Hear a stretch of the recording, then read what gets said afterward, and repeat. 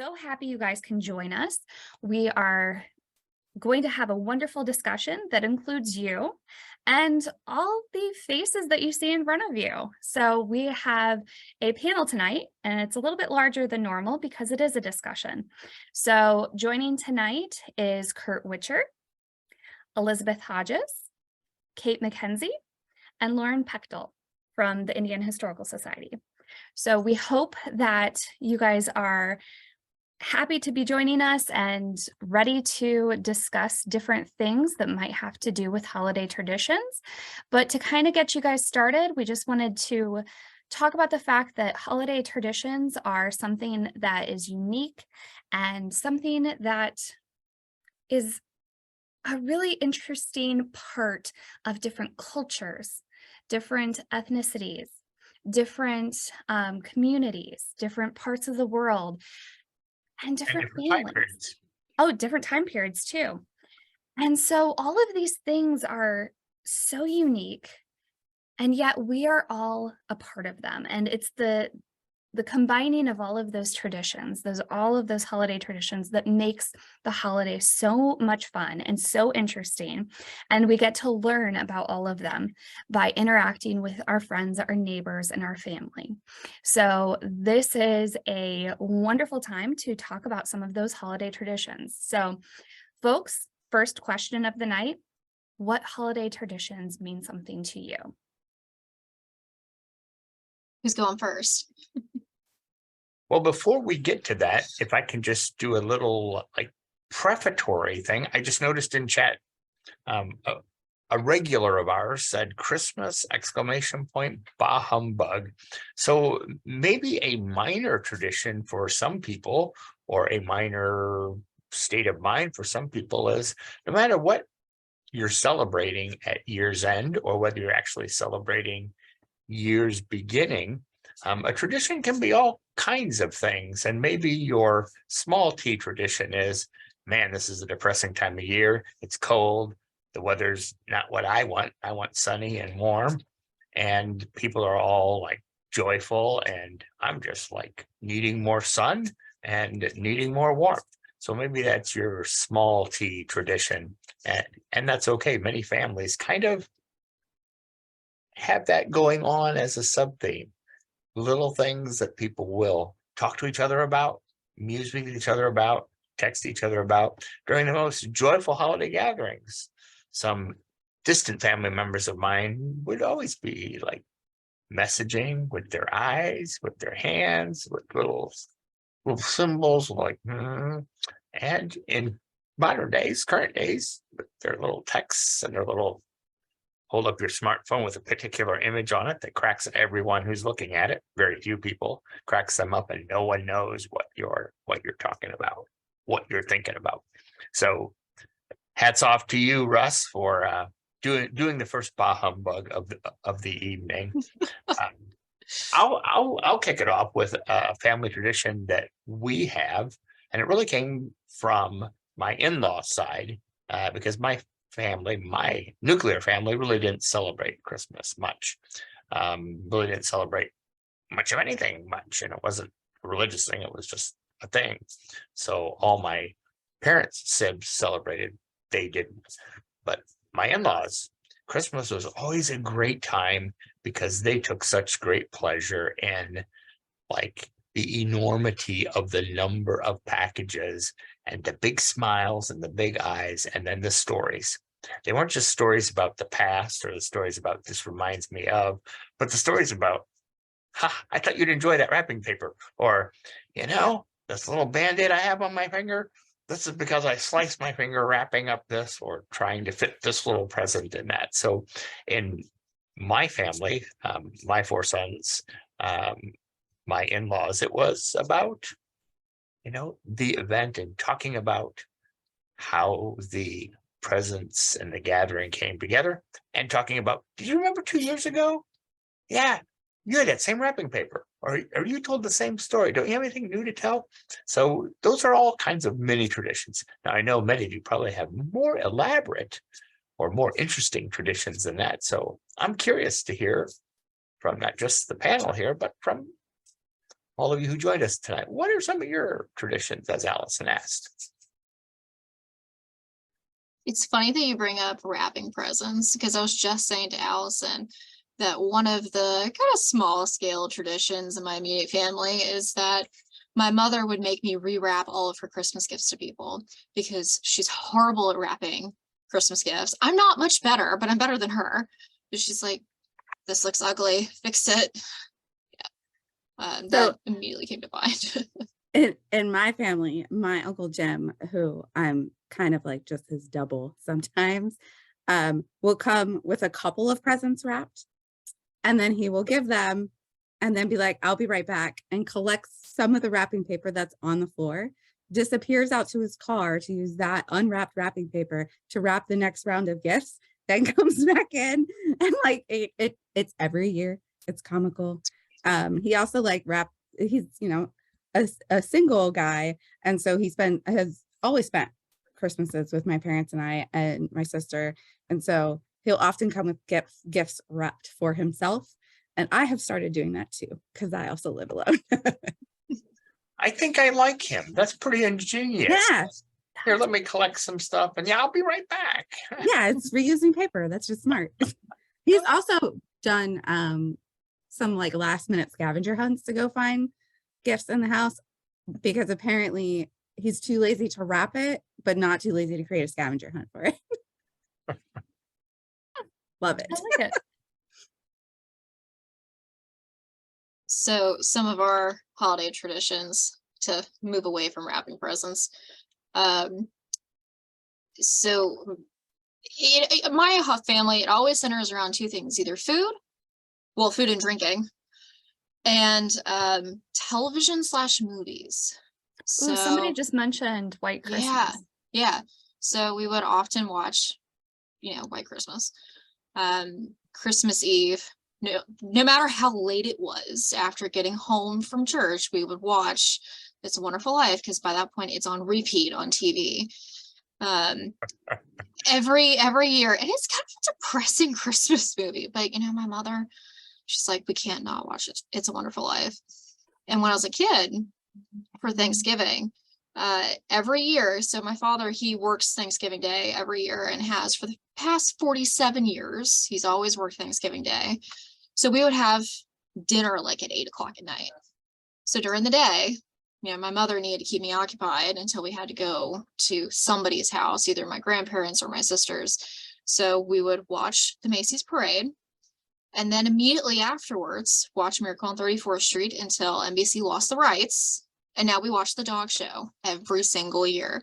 And what's amusing is that my in-laws, who are New Yorkers, born and bred in Queens, they've never seen the Macy's parade until I married their son.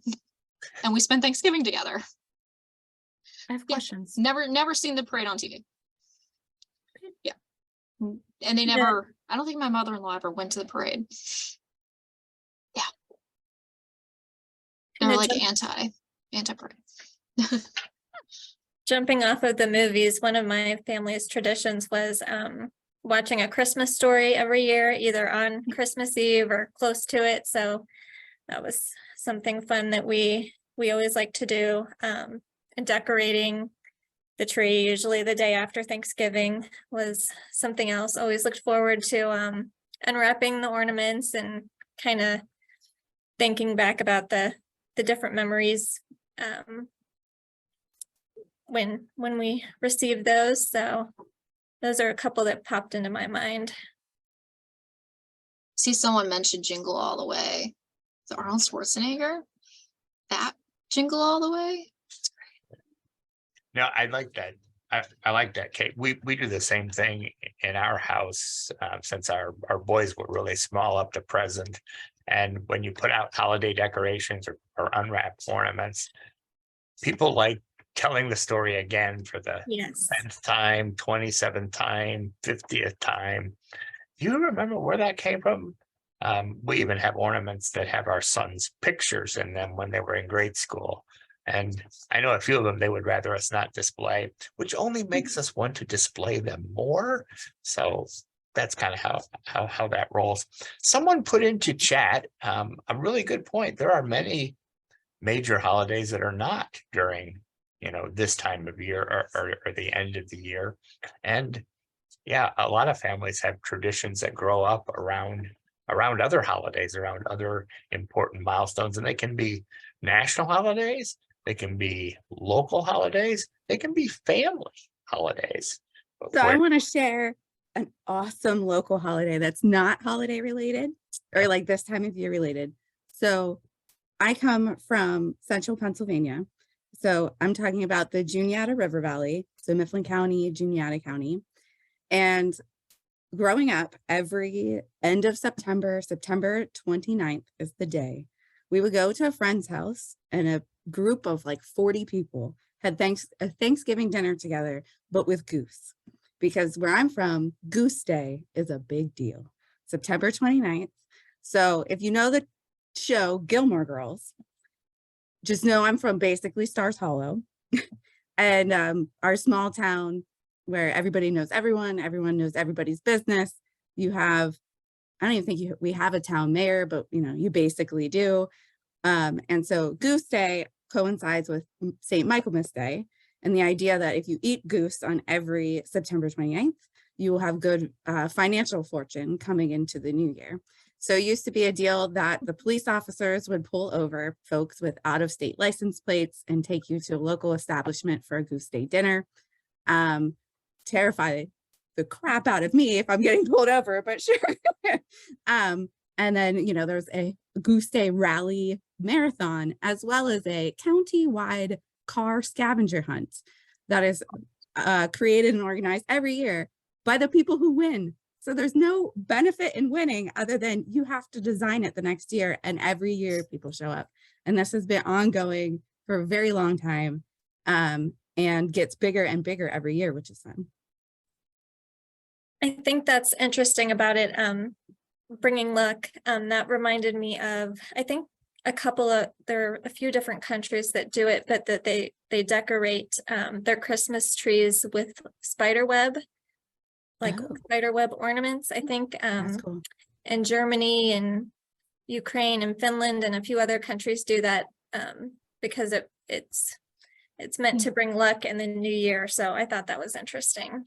Well, and also in other places too, where, there's an order of who you greet when you come into a room, and you come in at a certain time, and they'll give like red envelopes of cash, and like the whole process and procedure is, the idea of this will bring financial fortune and good luck. Mm-hmm. Yeah. Christmas spider. What? Allison just put a thing in the chat. Okay, so my mother has an ornament that looks like the Christmas spider situation that Allison just put in the chat. I've never bothered asking why, Leslie, why? But maybe this is why. Maybe a student gave it to her, because my mother's a teacher, so she has a million Christmas ornaments, not just from when I was a child and my sister was a child, but like gifts that other students have given her. Also a child of a teacher can guarantee there's so many Christmas ornaments in my It's parents' enough house. for multiple trees. And Yeah, they have multiple trees because my dad can't get rid of any of them. well, and I asked my mother this year, hey, could you mail me some Christmas ornaments? Because I'm kind of lacking. And she's like, how about I just buy you some? Because she doesn't want to give me Christmas ornaments. Yeah. Yeah. I get it doubly because my dad also is a piano teacher. So it's all his school students and all his piano students. Yeah. Okay, I need to ask Linda. It said going to grandma's house with all of the aunts and uncles and cousins and having chicken and noodles. Do you live in southern Indiana by chance? I have chicken questions and about this. noodles. Chicken and noodles. What kind of noodles are we talking about? I think it's chicken and noodles like the soup, but maybe on mashed potatoes. Is it on mashed potatoes? I need to know this.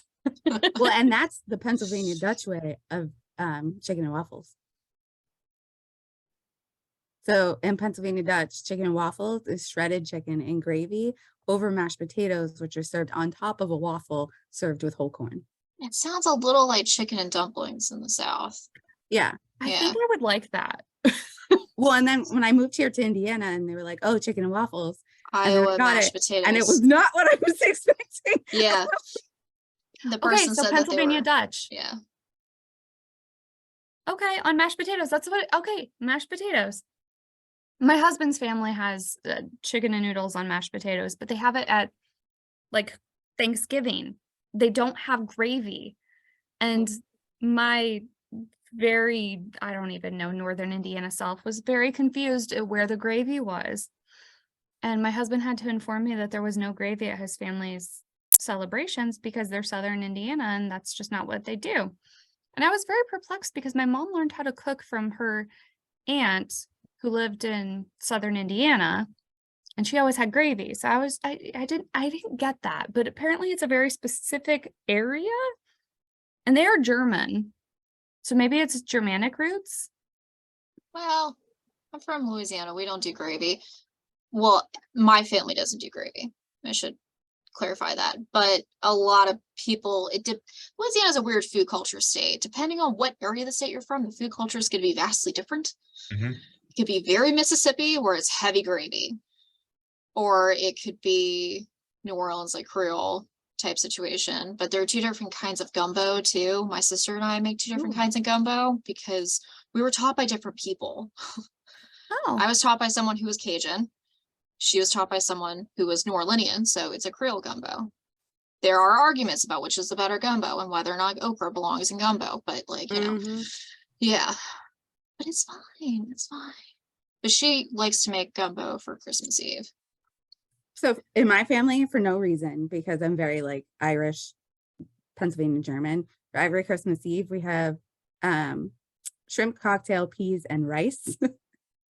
And then go to at least one Christmas Eve service because my dad always has to play and my mom's always in charge of like organizing the little kids up front. And then come home and sometimes then go to the Christmas Eve service at the church across the street, which is a different denomination.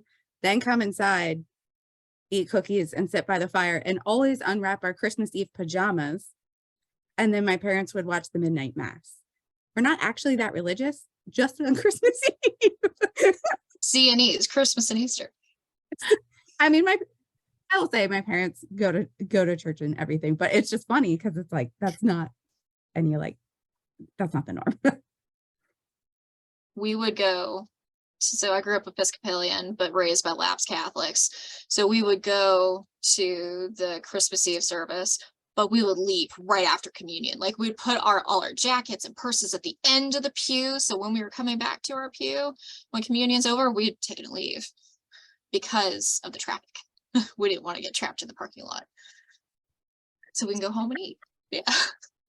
If my mother was seeing this, she'd be like horrified. I'm telling people, but it's fine. Well, It's fine. you can console her with the fact that there are only tens of hundreds of thousands of people that do the same thing all across the country/world. So we've hit on a lot of cooking traditions and we've kind of interlaced that into maybe some church related or traditions that revolve around church. Are there other kinds of traditions, both from you all, my participant colleagues, or from those who are participating virtually this evening? So, do you have So a tradition about doing something not at holiday time, but your family tradition or maybe your personal tradition? I have an answer to that question that is not the last part of your question. um, I am interested in putting together. I was hoping to have it done for this evening, but it is not. But when I go home, I'm planning to bring back the concept of Santa's helper companion Belsnickel to our family in the PA Dutch tradition. So if you don't know who Belsnickel is, I'm sure ACPL staff will get that on. You might have come across him in the office where he was brought up. He's like a mashup of Krampus and Santa Claus, a woods character who's grumpy and carries a stick switch and delivers candy to children and is very just grumpy and mean, but also brings joy. And I find that beautiful.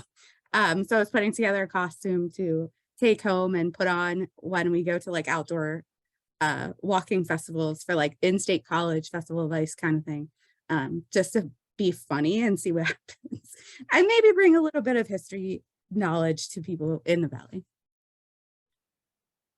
So you found that amusing, Allison? Oh yes, I've heard of this many Okay. many times. But I enjoy the fact that he carries a switch to beat the naughty children. Facts. I just got a birch stick that I'm kind of just gonna use as a walking stick because yeah. It's very Dwight. I love it. Well, Dwight from The Office, if anybody wasn't familiar with that reference. yeah. As far as like non-Christmas traditions, I recently learned that my in-laws every Thanksgiving they watch The Godfather, which my mother-in-law is very Sicilian. She just kind of ignores the fact that her mother was a Spanish immigrant. She's full-blown Sicilian. And my father-in-law, even though he's Cuban and Irish, she's like, oh, I'm Sicilian. I married one, therefore I am one by adoption. So they're obsessed with The Godfather, which, you know, they don't watch football. So on Thanksgiving, it's good for her to watch The Godfather. So there's that. I know a lot of New Orleans who hate Mardi Gras will go to Disney World during Mardi Gras instead. It's a whole thing. So weird local tradition. It's like Uh, going from one crowd to another. Yeah, but it's a sober crowd usually. Yes, that's the distinction. Okay. Mardi Gras for me has always been one of my favorite holidays, even though my mother doesn't particularly care for it because she's never liked crowds. And the reason why is because, you know, around like Thanksgiving, Christmas, people can be very down. People can be very petty acting around Christmas time. But Mardi Gras, usually if you're someone who partakes, everyone's kind of the same level of happy unless they've lost everyone and they can't find their people and there's no cell phone reception. That's like kind of the only reason why you might hate Mardi Gras. Yeah, but there are different types of Mardi Gras. I actually kind of want to share my screen and show this terrifying thing. So there's, you know, New Orleans Mardi Gras, and then there's Cajun Mardi Gras. So where I went to college was very, very Cajun. In fact, their mascot is the Raging Cajuns, whatever that is. So they would make these costumes that are something, and you would have everyone chasing a chicken. So you have like the Capitan who would be on a horse with a bullwhip, and they would be hurting the people. And the tradition is you're supposed to chase a chicken, catch the chicken, and I think traditionally the chicken was supposed to be slaughtered and then like thrown into a gumbo. Now people don't want to wait that long for their gumbo, so like the gumbo's already made. But yeah, it's a very different than what you see in New Orleans Mardi Gras with the parade and the floats and all of that. But yeah, very different. Same holiday, different parts of the state. I'm from Cincinnati, and that kind of reminded me of Red's opening day, and that's kind of a Cincinnati holiday to go to the parade and watch the game. So yeah, kind of signifies the start of spring. So The big red machine back in Yeah. my day. Yeah. So I'm seeing some of the stuff that people are sharing in the chat. That's awesome. While you're looking at that, just a New Year's thing that I just think is very entertaining that my parents came up with, and I shall continue this tradition because it's kind of ingenious. The New Year's Eve tradition that my parents had was that we would put together a puzzle. Now, we would put together a puzzle as a family, watch ridiculous whatever movies, and then the ball drop and then go to bed. And it was my parents' way of entertaining my brother and I while we were staying up well past our bedtime and having us focused. In retrospect, I'm seeing this, but it was so much fun because we put together a puzzle together as a family, and it was just kind of like this low-key, just kind of fun event. And we did that every single year, and it was fun. That sounds fun. And so puzzle pieces for New Year's Eve to welcome in the new year. A lot of families I know play cards like Mhm. Canasta or euchre, from right after dinner on New Year's Eve through the ball drop until someone literally drops off to sleep, in the wee hours of the new year. We typically eat corned beef and cabbage. It's Irish. It's a luck thing. So do you celebrate or do you have any traditions around the celebration of birthdays? Like the matriarch or the patriarch of the family? Does anyone have any birthday celebrations that have become traditions? And what happens when that matriarch or patriarch moves on? Who decides the next one? That's heavy. There was no deciding in my family. Yeah. I just took over once my mother passed So you because nobody else was going to. To plan Yep. holiday / birthday / all the family event things. Yes. I plan the family events. I know what's going on. I know where the people are. I send the presents if I need to. Yes. So my mother's charge was moved on to me. But I'm also the only daughter. Yeah. I feel like the role / responsibility for planning things would alternate between people based on the year. So Thanksgiving was always at my sister's house. I mean, planning birthdays was usually my sister's thing. But Christmas was alternated between my parents' house and my sister's in-laws' house. So we would all go together. But before that, when my grandfather was still alive, we would go between his house or one of my step grandmother's children's houses. Now, we called it the Neffler Fest because my step grandmother, their last name was Neffler. And because the Hodges family, we were the minority. Yeah, it wasn't exactly calling it the Neffler Fest was not supposed to be a good thing, but they found out about it and they liked it. Says a lot about them. But the Hodges family, we used to have to sit at our own table, like the kids' table. We weren't allowed to sit at the big table with the other adults. Yeah. But when he passed away, we stopped doing things with them. So the end of a tradition, huh? Yeah. Um, Yeah. I like what you put in the chat a little bit ago, Lauren, about a tradition of visiting many, many, many of your mother's family in the cemetery. So there's a tradition too that for different families, different ethnic groups, visiting the cemetery on a particular time every year. How many people have traditions that revolve around military service? Do you do something every Veterans Day, every Memorial Day? I mean, that your post there, Lauren, made me think of visiting cemeteries and putting up flags and Yeah. honoring veterans. There's a couple of family members that we know have flags and others who don't. And we've talked about that a little bit while we were there. But more recently, when I was doing some heavy research work into my mom's dad's World War II Navy service, I was able to find another person who served on the same LST as him. And with that came a 1944 LST 504 Thanksgiving Day menu. So what they were served on board over the Atlantic.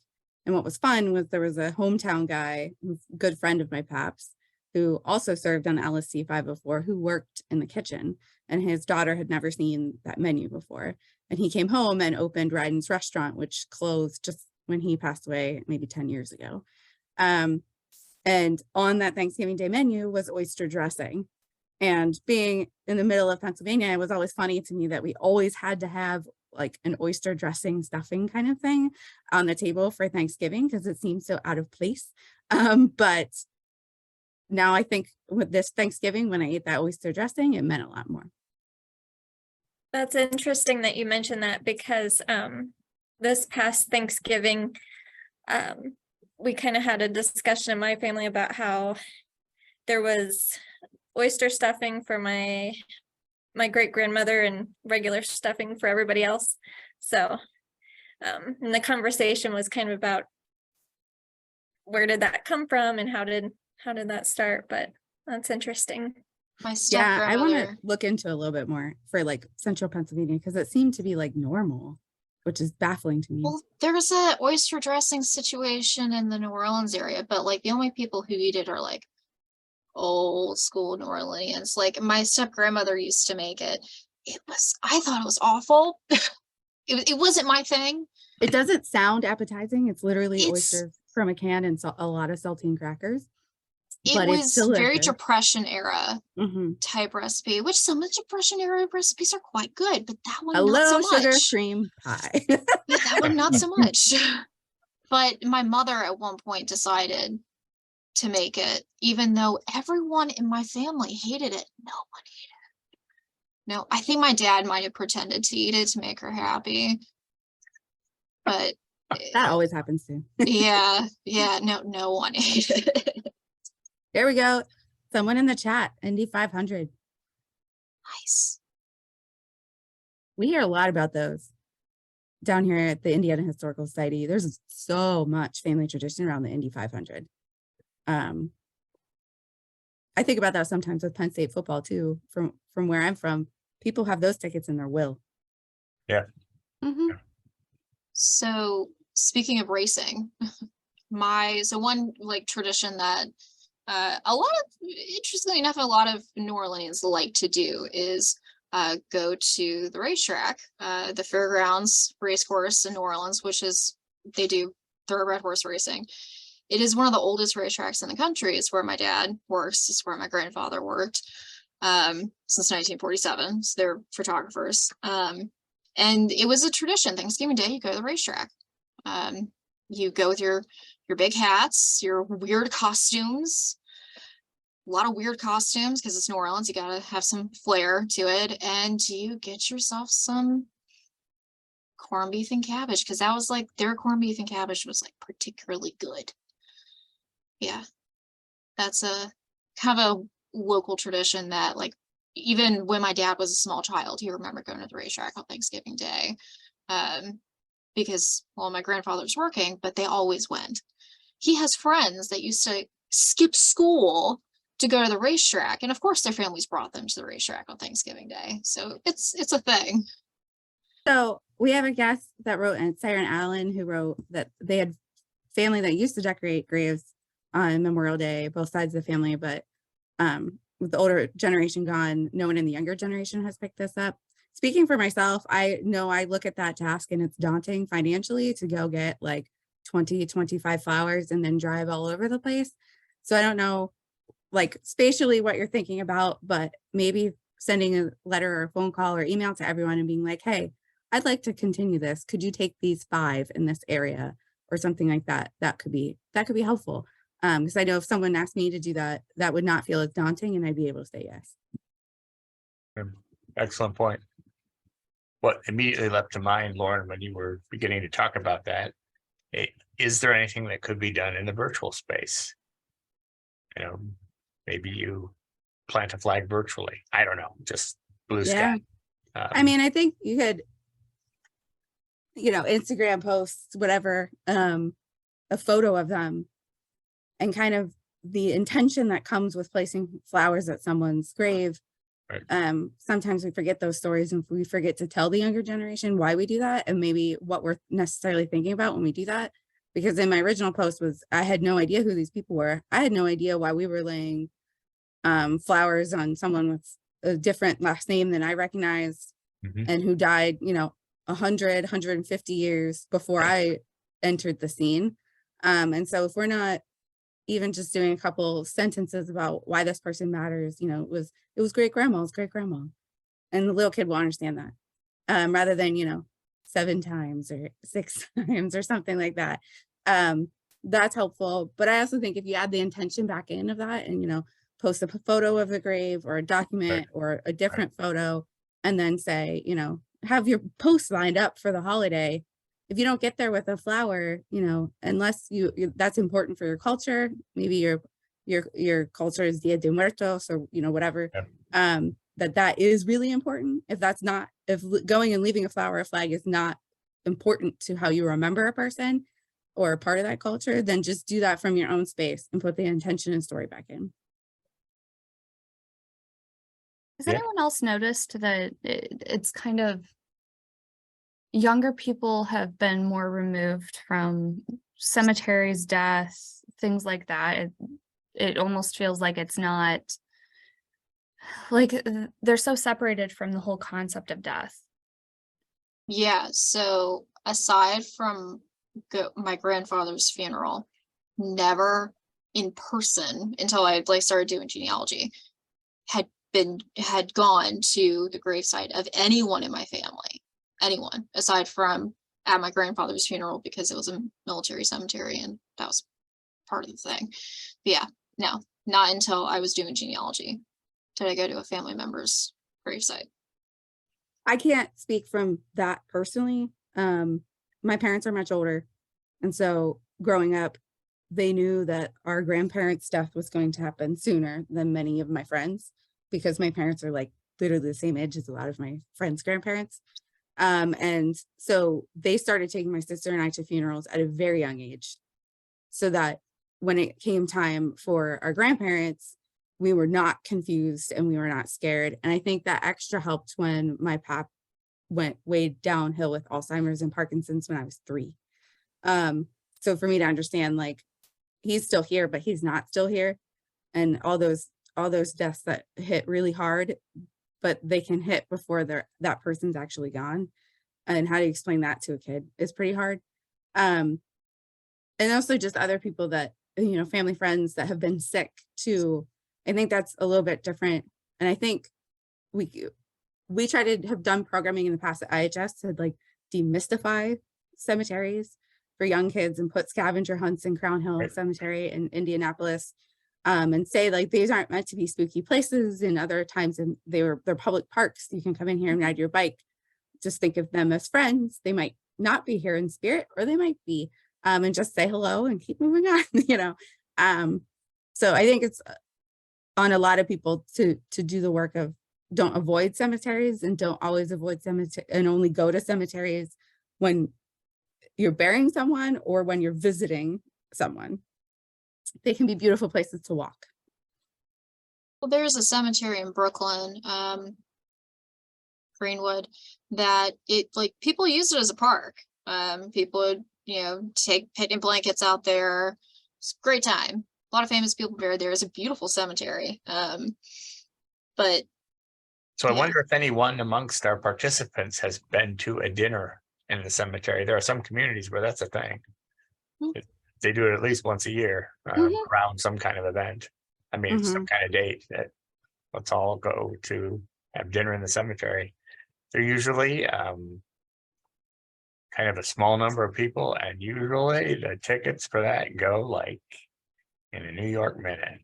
So Okay, so I grew up with my mom's family. They had lived across the street from the cemetery in the small town that they lived in. And so that was actually their playground. So I grew up knowing that that person's grave was home base for tag, period.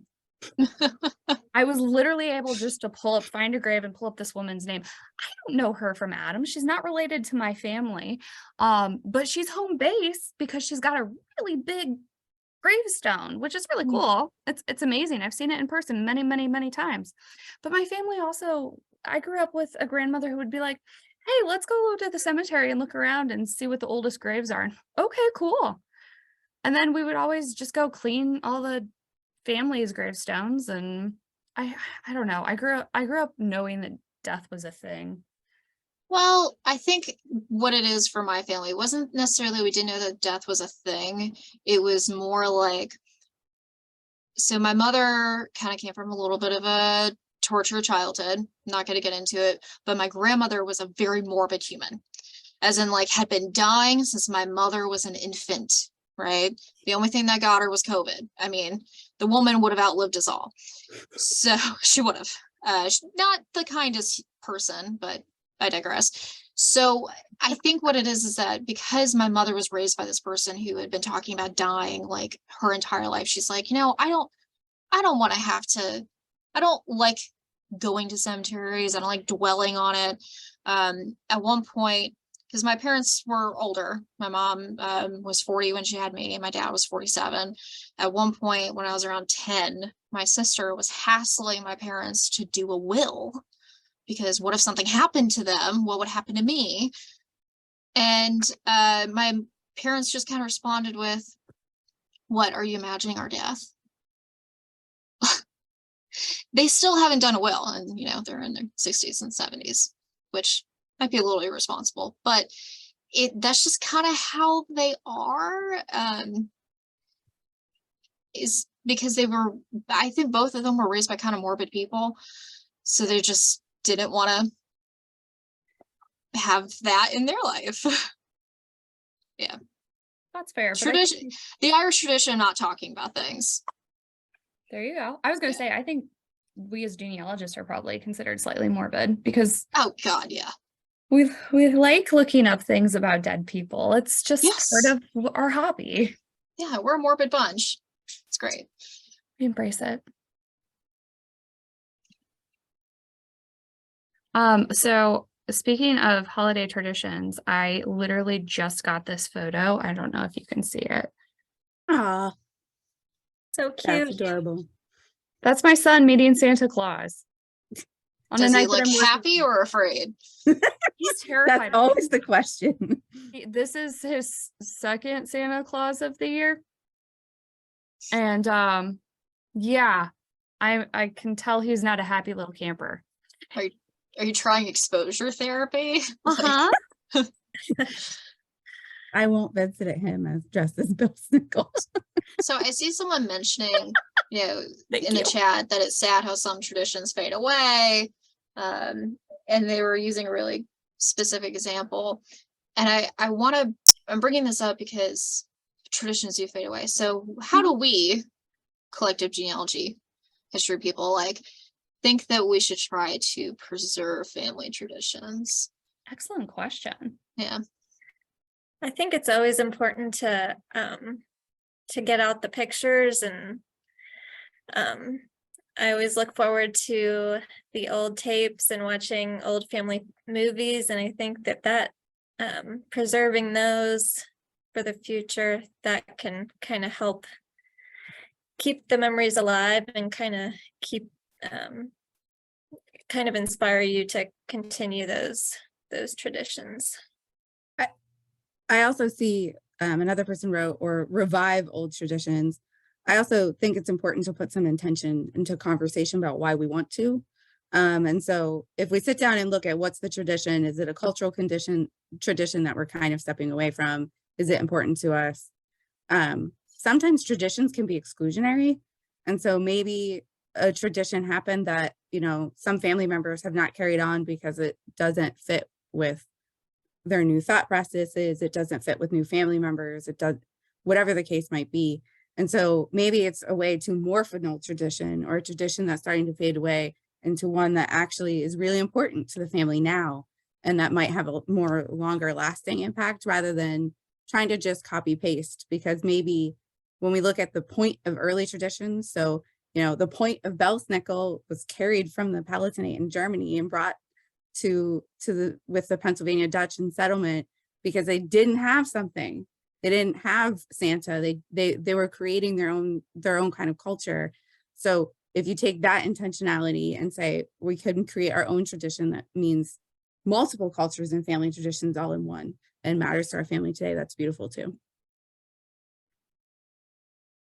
That's a good way to Definitely. help carry things on. Yeah. And I just have to offer an old theme of mine, and that is whether you really are geeked about this program tonight, or just tolerating it, or really wish we'd go back to some kind of more formalized presentation.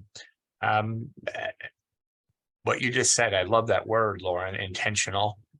if we have more intentionality about family story, about our stories. Look how much chatter there's been in the chat, pun intended. Look how much we've pinged off of each other.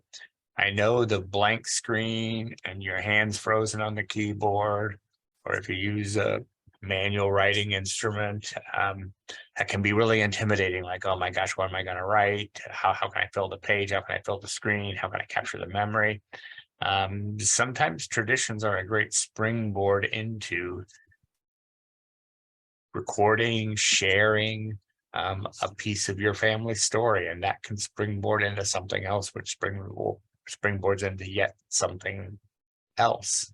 So I always like to at least put in people's minds, what about just a little keying, 12 minutes with a keyboard and a picture about a tradition, or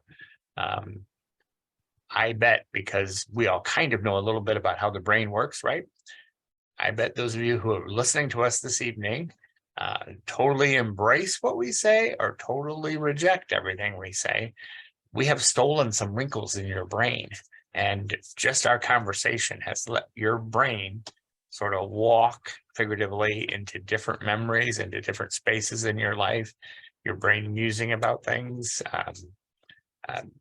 I bet you will have some ideas, some memories, some things that come to the front of your brain, as it were, just based on your stopping by with us this evening. Capitalize on those moments.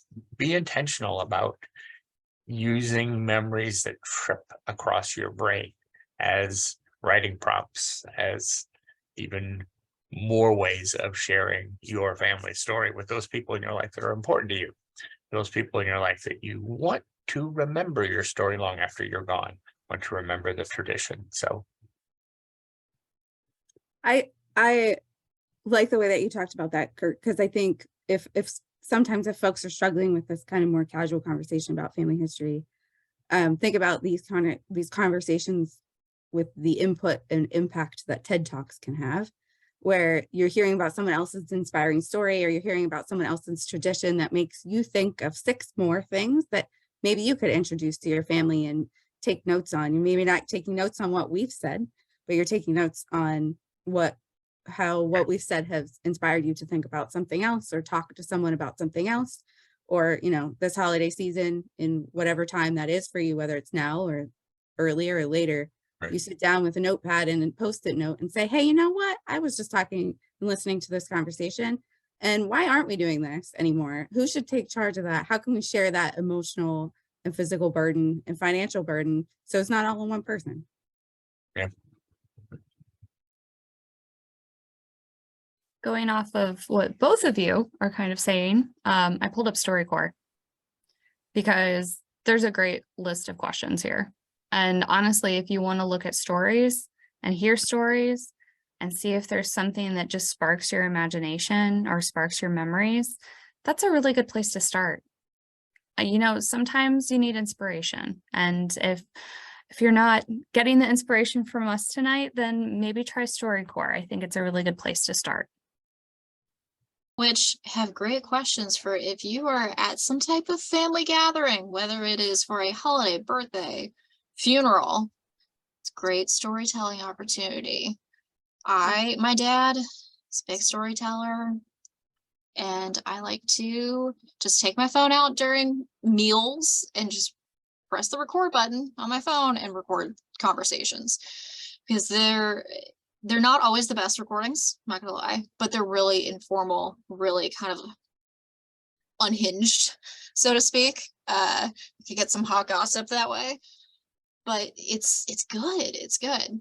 And it's a less stressful in the sense that, my dad doesn't feel like he needs to, answer things, in a really formal oral history way. He's not being interrogated. He's not being interrogated. He's being bugged, basically. Now, if your family's isn't aware that you're that type of person, they know that I do that, but they don't know when I start recording. But that's okay for my family. I'm not saying don't record people without their permission. No. Right. Loss. So Make no mistake. Allison, do you mind sharing that program you used with your mother as far as recording things? I mean, Oh yeah, let me pull that up really quick and share it. again, I know we're focusing on holiday traditions, but this is a great way to maybe start a non-holiday tradition. Well, I think it's capturing memory, and Yeah. that's important. And, you know, everyone talks about stories and memories of the holidays, regardless, in some fashion, whether it was yesterday's memory or not. Like, Yeah, so this is audio biography. This is what I personally used with my mom, and it's honestly one of the best things that I could have done with her. So I literally have a catalog of questions that my mom has answered. It comes with a whole list of, it's a book of questions. And it's amazing. I can sit and listen to my mother's voice anytime I want to. are those And- like keychain QR codes? Yeah, there's ones that you can put on Oh, wow. Okay. stones. Oh, yeah, yeah. Gravestones? Yeah. And then there's stickers that you can put on things. So you can put it in like a book, or if you have family heirlooms, and you can put these on, like, I don't know, if you have a family piano. I know you don't really want to put stickers on things, but maybe you put it in a little It could be envelope. it could be on a frame, picture frame. Yeah, just put On it top, yeah. somewhere, and then you have the story. You can record a story with a little QR code and have it with the heirloom, which I think is absolutely fantastic. But this is what I had for my mother. And unfortunately, we didn't finish all of the questions, but I've captured her voice, which is priceless. And I have stories from her, which are priceless. And so I highly recommend, if you don't do this, do something with your loved ones. It's very, very helpful. Thank you for sharing that.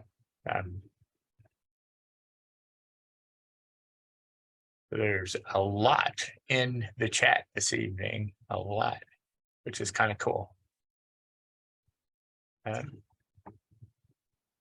Oh, yeah. Bringing little kids back into the space for Christmas and the holidays in general is a lot of fun. I was with my nephew, who will be 4 in February over Thanksgiving, and I heard that he had gone to see Santa. I got to their house to go do something during his nap time, but they were talking about how he left and just kept like skipping down the street saying, "Santa's my best friend." And I was like, that's adorable.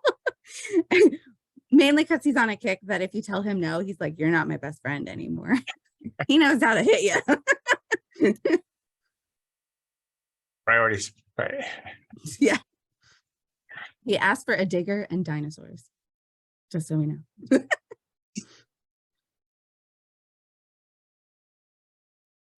But I will say, when I was home for Thanksgiving, I was up in my parents' dining room setting up a different Zoom webinar for the Indiana Historical Society. And I heard my parents downstairs with Ethan. And I know my dad has some toys of his when he was little. And there are some other much older toys downstairs. And I overheard an adorable conversation of things that we've been talking about, where Ethan goes, "What, whose is this?" And I hear my dad say, "Grandmother's." And then he looks at my mom and he calls my mom Micah. So he looks at her and he's like, "Micah's?" And dad goes, "Oh, no, sorry, my grandmother's." And then my mom said, "Your great great grandmother's." And he goes, "Wow." Yeah.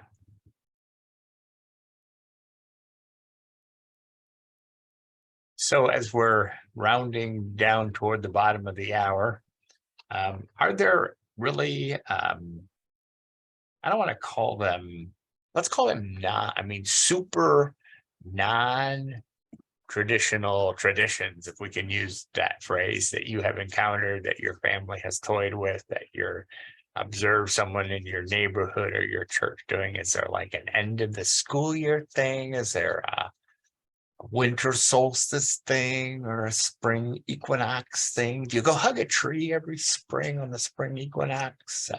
I mean, we all should, really. Yeah, maybe.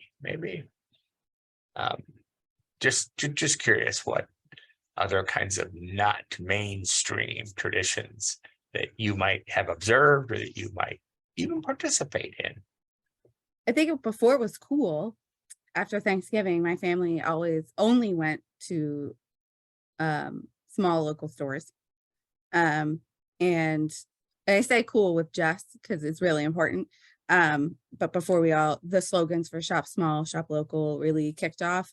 But it was, the same few stores and always go to a local antique store. And we don't even really buy anything. It's just literally fun to walk around the antique store. And again, it was more about, oh, I had this when I was little. Really? Who got you that? So I was shocked to hear my mom had comic books. Yeah. That's been fun. Cool. I mean, it's kind of mainstream at this point, but polar bear plunge on New Year's Day. That's cold. I've done it. I have not done it. Just watching it makes me very cold. So that's good enough for me. Mm-hmm. At some point you just need to try something different. So I tried it. We're good. I don't ever want to be that cold again. That's funny. If you're not familiar, you basically in a cold area, you're jumping into a river or a lake or something, and it's freezing. They sometimes have to break the ice. Yeah, I to was going get to say you you're in. jumping into the lake after the firemen have taken the hatchets out and hacked a hole in 6 inches of ice. Yeah. Mhm. Yes, it is not a pleasant experience. Do not recommend, but sometimes you gotta try new things. Trying to think of some weird traditions. There's always there are a lot of New Orleans traditions that are weird, but it's normal in New Orleans. So I'm trying to think of what's considered weird.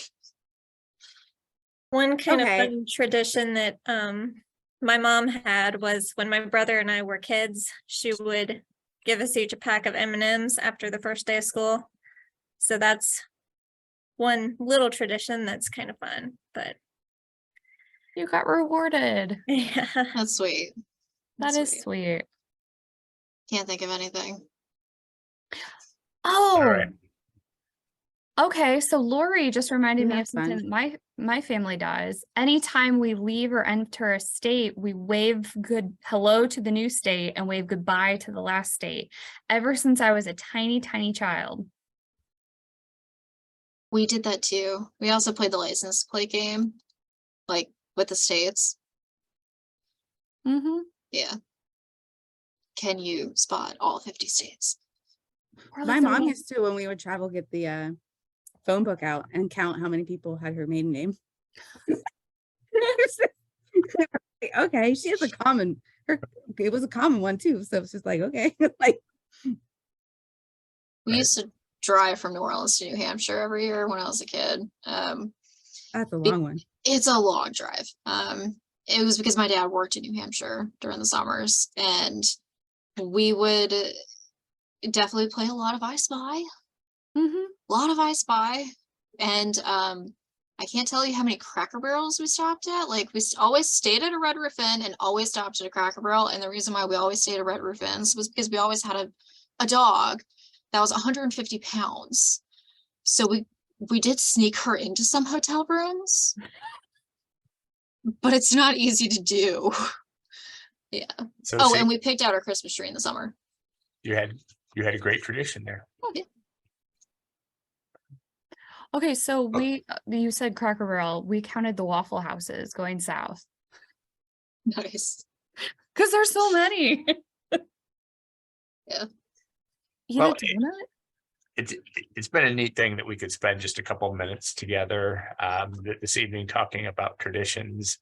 I guess before we wrap, I would like to, on behalf of all of us here, to wish everyone a good holiday season, no matter your tradition, no matter what you celebrate.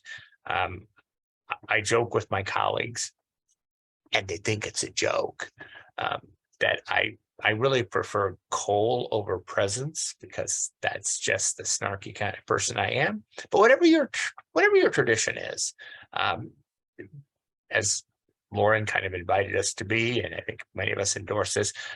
Be intentional.